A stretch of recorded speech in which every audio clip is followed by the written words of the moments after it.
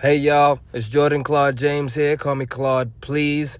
Today we started off with a little calf raises. Even though this was a push day, I like to warm up my joints whenever I can. The gym was packed today, so I didn't warm up the shoulders, even though it's push day, and that probably would have been my best bet. I decided to go with the calves, get it in where you can. It doesn't have to be perfect. I would have definitely preferred to have warmed up my shoulders, especially since you'll see in a second we did some overhead presses. But let's talk about the application of warming up the calves, or just warming up the ankle joint, warming up the calves, and how that can translate just to other things outside of bodybuilding. As you know, the calves don't grow unless you do them, and no muscle grows unless you're gonna work it out.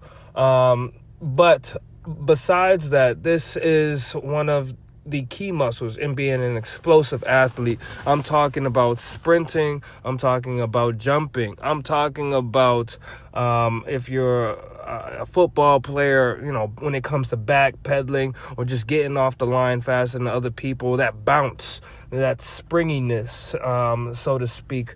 It all starts from the calves. It goes from the calves to the knees. It goes from the ankles to the knees to the hips, all the way up the spinal. What's that chain called? The posterior chain. So never skip out on the ankle joint. Never skip out on the calves. I know a lot of people like to skip the legs. Today's not leg day, but that's what I'm going to emphasize for this workout. If you're ever trying to think about dunking a basketball, or you want to hit a certain vertical leap, I believe in high school I had about a 37 and a 9.5 foot broad jump. So I've been training my calves for a long time, and it's always been a part of my repertoire. It's only recently that I started training my shoulder joints like I have, and that has a completely different application, but the practice is the same. If you want, you can throw harder when you train your shoulders, but we're not talking about that right now. You can just use that joint that much more explosively when you train it, and I can't emphasize this enough, guys. It really is a game changer if you're thinking about being an explosive athlete, or you're thinking about, just pushing the bar as an athlete, who changes direction or has to be quick or needs to explode on a moment's notice, stop on a dime.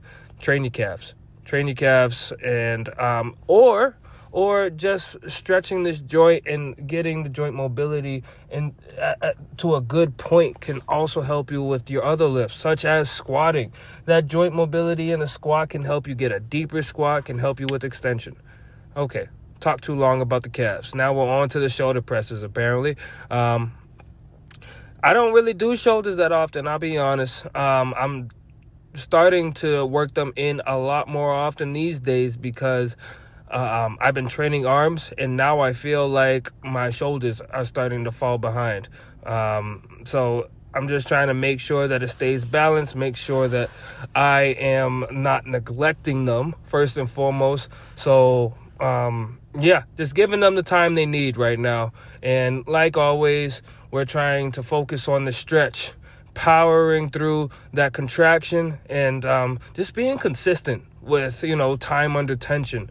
I try to aim for about 45 seconds. Sometimes I'm not really paying attention to exactly how long each set is, but once I know I'm feeling that burn, once I know that the set is getting hard, I try to just crank it out and see how far I can push it. As you can see, can't push shoulders as far as I can push other exercises right now, such as my chest press. I can definitely push my chest a lot further. Even my squats, I can push further than my shoulders. They're just not conditioned at this point, which speaks to how little I've been doing them. Maybe we can call it neglect, but as of right now, we're just going to got to start somewhere. We got to start somewhere, and we started on this day.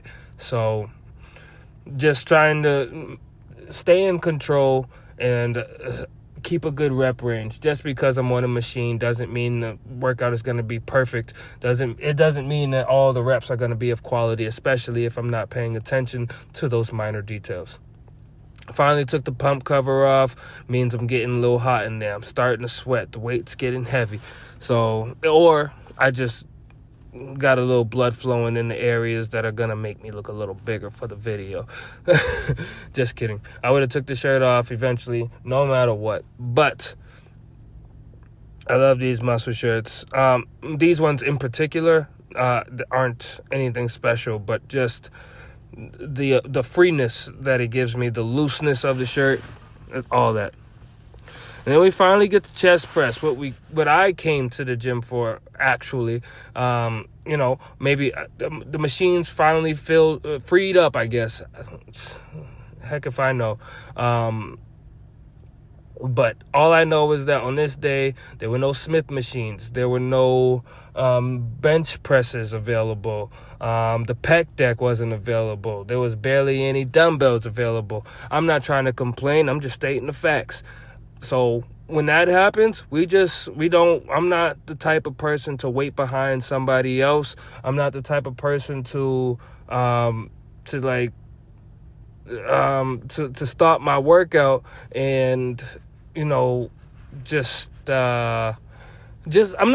going to be waiting. I'm not going to be scrolling on my phone, waiting for a machine to free up, watching people like a hawk, watching a machine like the hawk. I want to be in and I want to be out. I love the gym, and maybe on my days off and when I don't have anything to do, which is hardly ever these days since I'm in school, working full time, trying to record videos, trying to edit videos, and trying to get my Apex Legends in. I am a gamer, so I gotta get that grind going. There's not a whole lot of Apex Legends these days because of what I'm telling you right now, and that's why I can't be in the gym just loving my workout forever. As a matter of fact, sometimes I feel like definitely recording and extends my workouts a decent amount, so I don't record all the sets. You might think that I record every single set that I do in the gym. Sometimes I just forget to hit the button. Other times it's like, if I keep recording every workout, if I have to get the perfect angle on all these machines and figure out where I'm not going to be taking up too much space, it's just going to take too long. So sometimes, we just we skip that process and we just start lifting stuff. But yeah, reps under control, weight under control. I'm not trying to get the stack. I'm not going for strength.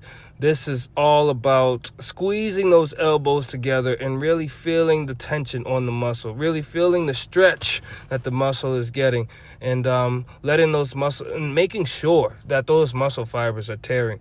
And that's why I really don't care which machines are open, which machines I get, because this is something I feel like I should be able to accomplish with any exercise that accurately targets the muscle. So